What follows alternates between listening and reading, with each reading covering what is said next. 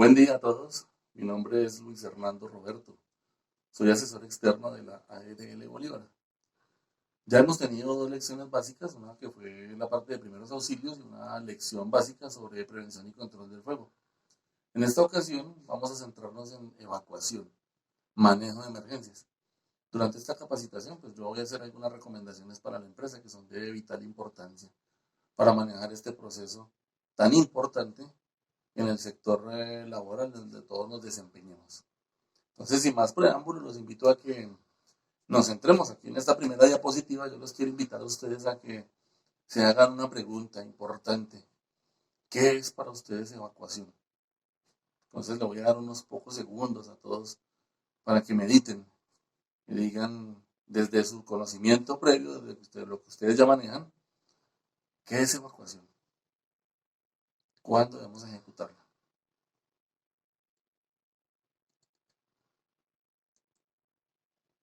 Bien, vamos a avanzar.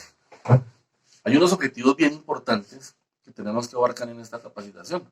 Entonces, cuando yo decido en mi empresa o las circunstancias me lo exigen, hacer un proceso de evacuación, debo evaluar la escena. Una escena siempre se tiene que evaluar con anticipación y saber a qué me voy a enfrentar durante la situación de emergencia. Vamos a definir, que fue lo que hicimos hace un momento, pensar un momento qué es evacuación. Vamos a definir ese término. Es importante que lo tengamos claro, definir evacuación. Y en un tercer objetivo, nosotros vamos a establecer las acciones a realizar antes, durante y después de una situación de emergencia. Nosotros tenemos diferentes situaciones que nos ponen en riesgo. Unas situaciones son de orden natural, otras son de orden tecnológico, otras son de orden social. Cualquiera de las situaciones demandará y exigirá un proceso de evacuación. Por lo tanto, en mi empresa y con mi equipo de trabajo, con mi brigada de emergencias, yo debo hacer un proceso de evaluación. ¿Cómo deberíamos actuar antes? ¿Cómo deberíamos actuar durante la situación de emergencia? Y después, ¿qué vamos a hacer? Entonces vamos a abarcar esos objetivos bien claros. Bien, acá nos enfrentamos nosotros o nos encontramos mejor frente a la definición de lo que es un proceso de evacuación. Dice que es un conjunto de acciones, ojo, no es una sola situación, no es una sola acción que nosotros vamos a realizar, sino un conjunto de acciones, mediante las cuales nosotros vamos a proteger primero que todo la vida y la integridad de las personas. Después vamos a pensar en la parte material. Esas personas se van a encontrar en una situación de peligro. Y el objetivo de mi proceso de evacuación es llevar a las personas de ese lugar donde están corriendo riesgo a uno de menor riesgo. Y ojo con esa aclaración que voy a hacer en este momento. En ningún momento nosotros vamos a llevar a un grupo de personas a una situación segura. Si nosotros nos encontramos en una situación de un incendio, evacuamos las instalaciones de la empresa y llevamos a todas las personas al patio o al parqueadero de la empresa, allí nos vamos a encontrar a riesgos diferentes. Entonces nunca vamos a estar totalmente seguros. Hablaremos siempre de un lugar de menor riesgo. Nuestro punto de encuentro va a ser un lugar de menor riesgo. Bien, la evacuación está clasificada en cuatro grandes aspectos. Hay una primera situación de evacuación, es que yo la hago de manera preventiva. Se siente un fuerte olor a gas, se percibe una falla estructural, nosotros de manera preventiva evacuamos las instalaciones. Hay una situación de emergencia. Definitivamente se comprobó que si hay una fuga de gas, hay riesgo de incendio o explosión. Entonces la evacuación en este caso va a ser de emergencia, es definitiva. Hay una evacuación parcial para llegar a una tercera forma de evacuación. La parcial es cuando de todas las edificaciones o de los bloques que componen mi empresa, yo voy a evacuar solamente aquellos que me están presentando mayor situación de riesgo. No voy a hacer una evacuación total de la empresa. Y en la última parte, por ejemplo, si se presentase nuevamente incendio, ahí sí yo necesariamente voy a tener que evacuar por completo, una evacuación total de las instalaciones. Repito, evacuación preventiva, evacuación de emergencia, evacuación parcial y evacuación total. Bien, los quiero invitar a que analicemos un video. Este video es uno que se captó desde una cámara de seguridad cualquiera y nos muestra cuál es la conducta humana frente a la situación de emergencia. Yo los invito a que ustedes lo revisen muy bien y si lo tienen que observar dos veces, pues lo vamos a observar dos veces y analicemos cuál es ese comportamiento. ¿Qué fue lo correcto y qué fue lo que no debemos hacer en una situación de emergencia? Entonces, muy atentos al video. Un usuario, identificado como Yun Osawa, colgó en su página de Facebook el video de una cámara de seguridad que registró el momento del terremoto del pasado 16 de abril en un cyber de Kanoa. Osawa señala en su publicación que esto ocurrió en su vivienda. El terremoto de magnitud 7,8 ha dejado un saldo de 660 víctimas mortales en el país, según el último informe de la Secretaría de Gestión de Riesgos.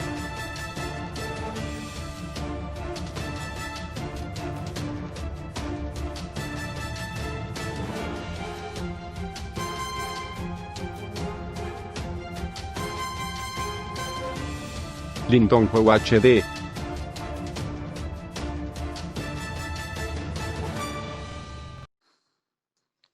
Muy bien, vamos con el segundo objetivo de nuestra capacitación, la evaluación de la escena.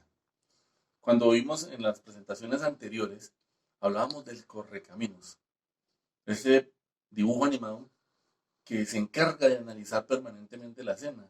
Recuerden, revisar permanentemente los 6 vectores, arriba, abajo, adelante, atrás, derecha, izquierda. Esto es importante que nosotros lo hagamos siempre en nuestros procesos en la empresa. Apoyémonos muchísimo a nuestros colaboradores. Invitémoslos a que hagan parte de ese proceso de evaluación de riesgos. Entonces, cuando nosotros analizamos los 6 vectores, vamos a pensar siempre en el antes. Antes de una situación de emergencia, primero yo identifiqué cuáles son los riesgos. Hablemos de un riesgo en la empresa. El más común de todos, incendio. ¿Qué haríamos nosotros antes del incendio? ¿Qué haríamos durante el incendio y después del incendio como tal? Observen con esto algo muy importante. En el proceso o en la presencia del fuego o durante un incendio existe y deberá existir siempre un proceso de evacuación.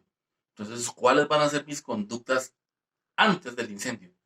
Revisar salidas de emergencia, identificar los puntos de activación de los sistemas de emergencia y sistemas contra incendios, reconocer obviamente dónde están ubicados los sistemas portátiles contra incendio. Ese sería el antes. En el durante, ¿hay presencia de humo? ¿Hay presencia de llamas? ¿Cómo tenemos que evacuar? ¿De pie? ¿De rodillas? ¿Gateando? ¿Arrastrándonos a ras de piso? Tenemos que pensar en eso. ¿Y después qué sería? En el después, nosotros vamos a pensar cómo vamos a volver a las instalaciones. ¿Son seguras o no son seguras las instalaciones? ¿Qué equipos utilizamos? ¿Qué tenemos que reponer? ¿Dónde quedó el material combustible? ¿Qué tanto se quemó? Esa es la parte final, la parte después de la situación de emergencia. Entonces, siempre, siempre tenemos que hacerlo, en cada momento, y acostumbrar a los trabajadores, invitarlos a que permanentemente se involucren, porque las emergencias son variables y puede que en un momento la situación parezca segura, pero se puede tornar insegura. Bien, en esta diapositiva yo quiero hacer algunas recomendaciones para ese proceso de evacuación. En el antes, el durante y el después. En el antes, con su plan de emergencias elaborado, divúlguenlo con los trabajadores, que ellos conozcan cuál es ese plan de emergencias, que no se quede solamente en el documento, que los trabajadores sean partícipes de ese proceso, identifiquen las rutas de evacuación, que las reconozcan permanentemente. Y estas rutas de evacuación deben permanecer siempre limpias, libres de obstáculos, señalizadas e iluminadas. Ojo, si en alguna situación en nuestra empresa las rutas de evacuación se van a ver bloqueadas con mercancía, con equipos o por alguna situación de mantenimiento, tenemos que habilitar una ruta alterna de evacuación. Si se presentase una situación de emergencia, los trabajadores deben conocer que la ruta principal va a estar cerrada parcialmente o totalmente y que existirá una nueva ruta de evacuación en caso de que se presente un proceso de evacuación como tal. Definan con los trabajadores los puntos de encuentro. Recuerden, los puntos de encuentro no son zonas seguras, son zonas de menor riesgo. Deben ser siempre un espacio abierto, alejados de cableado eléctrico, de árboles, lejos de las estructuras. Hay una teoría que habla de que cualquier edificio cuando se desploma, sus escombros llegan al doble de la altura.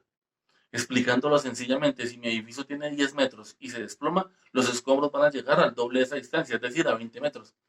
Y erróneamente, cuando hemos visto los simulacros distritales de evacuación, vemos como muchos de los trabajadores y muchas empresas, su punto de encuentro está ubicado justo enfrente, ahí sobre el andén del edificio. Y uno mira hacia arriba, es un edificio de 20, 30, 40 pisos de altura. Y el punto de encuentro es ahí enfrente de ellos. Imagínense, ¿será que es un lugar seguro? Conozcan muy bien el plano de evacuación de la empresa. Identifiquen cuáles son las rutas principales y las rutas alternas.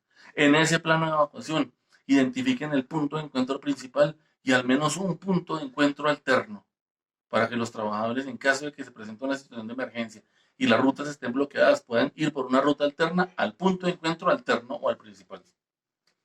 Definan cuáles van a ser las salidas de emergencia.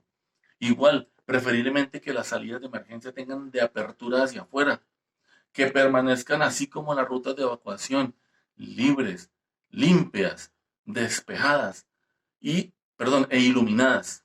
De gran importancia este aspecto. Y ojo, por ninguna circunstancia deben estar bloqueadas. Y si tienen su bloqueo automático, verificar permanentemente que este esté funcionando. Para que en caso de una situación de emergencia y una vez activada la alarma de emergencia, esos bloqueos se caigan o las puertas queden desbloqueadas como tal. Apóyese también en su brigada de emergencia para hacer una inspección de los equipos de emergencia. Revisen permanentemente dónde están los botiquines, dónde están los extintores. Revisen la condición de ellos. Revisen que estén en buenas condiciones y operativos para una situación de emergencia. En la diapositiva que nosotros vemos al final, en la parte inferior derecha, nosotros vamos a encontrar con bloqueo de algunos automóviles. Es común que las personas estacionen los vehículos frente a las entradas de los edificios o sobre los andenes. Todos sabemos que esta es una conducta prohibida como tal. El espacio peatonal es para los peatones. De nuestras empresas tenemos que pensar que las rutas de evacuación van a ser sobre las aceras.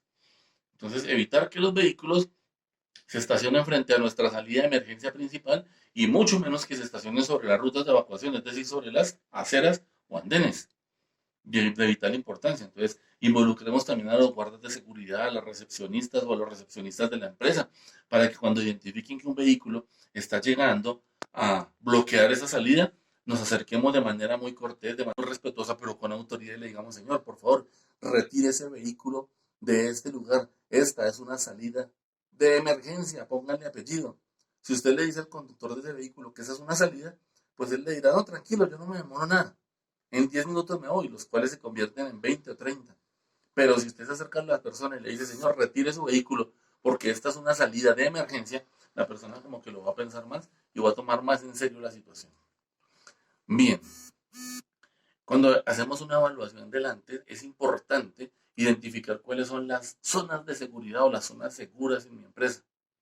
En caso de sismo, las zonas seguras van a ser las columnas más fuertes de las edificaciones, las esquinas de la estructura, los muros fuertes, alejados de las ventanas, alejados de los balcones, alejados de toda división de vidrio. Tenemos que pensar cuáles son esas zonas seguras, señalizarlas y divulgar con los trabajadores cuáles son esas zonas seguras para que ellos las identifiquen. Bien, en nuestros procesos de evacuación existirán, como en todos, una serie de etapas o de pasos. Cuando hablábamos de la definición de evacuación, hablábamos de que era un conjunto de acciones. Un conjunto de acciones que están encaminadas a hacer una evacuación segura del personal a un lugar de menor riesgo. Entonces nosotros vamos a hablar en esta diapositiva de 4 etapas, por así decirlo. La primera etapa es la detección, la segunda etapa es la alarma, la tercera etapa es la preparación y la última es la salida. En la diapositiva nosotros encontramos diferentes sistemas de alarma, de identificar, de avisar a las personas. Estas son notificaciones. Tenemos una alarma de evacuación en la empresa con un sistema eléctrico de respaldo o con baterías. Los brigadistas conocen y utilizan los megáfonos. ¿Saben cuáles son las funciones de un megáfono? Permanentemente estamos revisando las baterías del megáfono que no estén sulfatadas. Ahí hago como recomendación, es mejor no dejarlas instaladas dentro del equipo, sino dejarlas junto al equipo en un empaque individual para evitar que se sulfaten. Permanentemente estar revisando la condición y el funcionamiento de estas baterías que tengan la carga. Y como hemos visto que muchas personas dentro de su kit de emergencias y dentro de su kit personal de emergencias deben tener un silbato. Ese silbato que aparece en la imagen yo lo pongo como referencia, pero los invito a que compren un silbato de cámara de aire, como los que utilizan los policías de tránsito. Nosotros desde el lugar que nos encontremos en la vía pública, en medio del trancón y en el medio del bullicio de todos los vehículos, al fondo alcanzamos a escuchar nosotros los silbatos de la policía. Esos son los silbatos más efectivos, silbatos de cámara de aire, o los que utilizan los árbitros en los estadios. Importante que los tengamos presentes. Bien, para ilustrar un poco las cuatro etapas del proceso de evacuación, en esta diapositiva que tenemos nosotros acá de momento, podemos observar una línea de tiempo. En la parte inferior vamos a hablar del tiempo que se necesita para el proceso de evacuación. Y en la línea vertical vamos a encontrar el número de personas que obviamente van a incidir en el tiempo de evacuación. Entonces, cuando nosotros hablamos de la primera etapa, que es la detección, es cuando efectivamente alguien o algo, hablando de un equipo de emergencia, detecta el peligro. Entonces, cualquiera de nosotros puede ir caminando por las instalaciones de la empresa y percibe el olor a humo. Su nariz le dijo, su detector natural le dijo, huele a cable quemado. Inmediatamente verifica la situación, ahí la persona está detectando el riesgo. La persona, de forma manual, va y presiona el botón de activación de la alarma contra incendios. Esa es la segunda etapa, la alarma. Primera etapa, detección. Alguien se dio cuenta de la situación de emergencia. Segunda etapa, alarma. Fue rápidamente, ubicó el punto o el botón de pánico de activación y activó la alarma. Van dos etapas. Tercera etapa, la preparación. La preparación es cuando la primera persona de la empresa sale de las instalaciones. Ojo porque vamos sumando tiempos. El tiempo que se demoró la persona en detectar, el tiempo que se demoró en dar la alarma o notificar y el tiempo que se demoró la primera persona en salir de las instalaciones. Vamos ya sumando tres tiempos diferentes. Y vamos con la última etapa, la salida. La salida es cuando sale la última persona de las instalaciones de la empresa. Entonces, sumamos cuatro tiempos. Y esos tiempos se van a aumentar o se van a prolongar dependiendo el número de personas. A menor número de personas, menor tiempo de evacuación. A un mayor número de personas en la línea vertical, el tiempo de evacuación se va a aumentar muchísimo más. ¿Cuál va a ser la diferencia en este caso? La diferencia la va a ser la concientización a los trabajadores y segundo, el entrenamiento, hacerlos partícipes a ellos de esos procesos de evacuación, hacerlo frecuentemente. Japón tiene la característica de que es una zona activa a nivel de movimientos sísmicos. ¿Cuál es la diferencia frente a muchos otros países? Japón entrena muchísimo en sus procesos de protección y sus procesos de evacuación y obviamente invierte en la construcción de edificaciones seguras que le permitan proteger a las personas durante el sismo. Ahí quiero hacer una claridad. En el incendio se evacúa de manera inmediata, lo más rápido posible, porque las personas pueden fallecer por inhalación de humo o por quemadura. Recuerden, todo proceso de evacuación tiene un objetivo principal y es salvaguardar la vida y la integridad de las personas. Ya hablamos de qué hacer en caso de incendio y cuando tenemos un sismo, las condiciones son diferentes. Ya no evacuamos de manera inmediata. No hacemos lo que estaba pasando en el video del café internet. En el momento del sismo, la primera acción es protegernos. Entonces buscamos las zonas seguras que ya hemos identificado previamente, vamos allí, nos colocamos en posición fetal, nos cubrimos la cabeza con los brazos y con las manos, nos protegemos y una vez pase el sismo, ahí sí evacuamos. Tengan presente esa recomendación. Bien, en esta diapositiva vamos a encontrar algo muy común en nuestra ciudad, ¿no? Esta es la imagen de una ciudad ideal. El vehículo del centro va a empalmar con la avenida principal, puede ser con la autopista norte, con la carrera 30, después de salir de un puente, digamos que haciendo la oreja del puente. Y vemos en la señal de tránsito vertical y en la señal de tránsito horizontal que le está dando la indicación, señor o señora, ceda el paso, deje pasar al que va por la avenida principal. Lo que no todos sabemos y lo que no todos conocemos y mucho menos ejecutamos es que una vez yo le ceda el paso al de la avenida principal, ahora el de la avenida principal le debe ceder el paso al que viene saliendo del puente. Aquí no, aquí en nuestra ciudad no cumple con el parámetro ideal de que vamos a permitir el paso alterno uno y uno, uno y uno. Si esto fuera así, Bogotá no tendría las congestiones vehiculares ni el caos vehicular que maneja a diario, si respetáramos y evacuáramos uno a uno. Este proceso, retomándolo o ubicándolo dentro del proceso de evacuación, se va a denominar como evacuación en forma de cremallera. Nosotros podemos encontrarnos que del lado derecho van a evacuar un ala de oficinas o un área de producción de nuestra empresa. Y por el lado izquierdo o por el lado derecho, como ustedes quieran denominarlo, se van a encontrar con otra ruta de evacuación que van a llegar a una única ruta de evacuación. ¿Y qué va a pasar si nosotros no educamos y no entrenamos previamente a los trabajadores? Pues que se va a generar acá un choque, un caos entre los trabajadores. Entonces, ¿cuál va a ser la idea? Que cuando lleguen a ese punto, empiecen a evacuar uno y uno, así como lo estoy haciendo con mis dedos en este momento. Estoy haciendo lo que se denomina un sistema de cremallera. Importante, pero ojo, cuando alguien no respeta el sistema de cremallera y se meten dos o tres dientes en un solo espacio, pues acá la cremallera se va a bloquear. Y aquí es donde cada persona va a generar ese nudo y van a impedir un proceso de evacuación de manera eficiente. Eso es muy importante que lo entrenemos con los trabajadores, que se haga paso a paso para que todos lo hagamos de manera eficiente. En esta última diapositiva nosotros debemos tener presente el conteo de personal. Cuando los trabajadores llegan a la empresa, nosotros debemos conocer las condiciones de salud y hacer un censo general de que estamos todos o no estamos todos. Doña María no vino. ¿Y cuál fue la razón por la cual Doña María no vino? No, que ella está en unos exámenes médicos, que tiene una calamidad personal o una calamidad familiar y por eso no está en la empresa. Nuestro equipo de evacuación debe conocer esa novedad. Se llega a presentar una situación de emergencia, evacúan todos los trabajadores y cuando hacen el conteo de personal en el punto de encuentro se dan cuenta que les falta una persona. Empiezan a indagar y falta Doña María. Activan el equipo de búsqueda y se van a buscar a Doña María, revuelcan la empresa, por así decirlo, perdónenme el término, levantan toda la empresa buscando a Doña María y Doña María no estaba en la empresa porque nos hizo falta comunicación.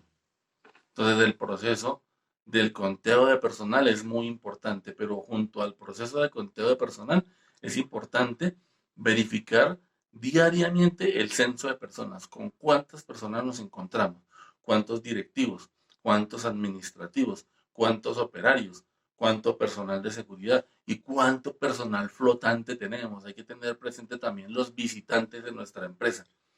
Y si se llegase a presentar una situación de emergencia, el visitante es responsabilidad de la persona a la cual estaba visitando.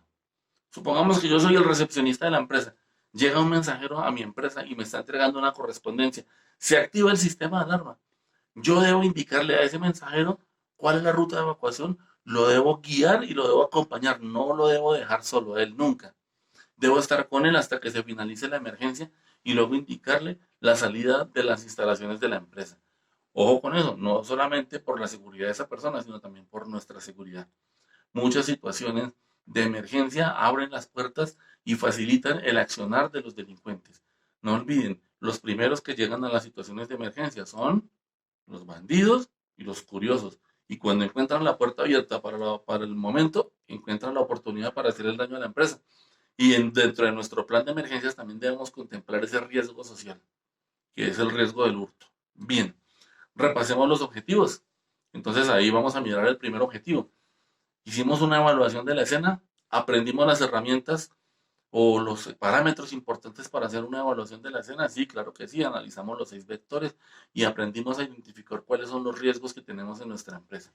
Dos, definimos el proceso de evacuación y las 4 etapas del proceso, perdónenme, las 4 etapas no, las 4 clases o 4 tipos de evacuación que existen.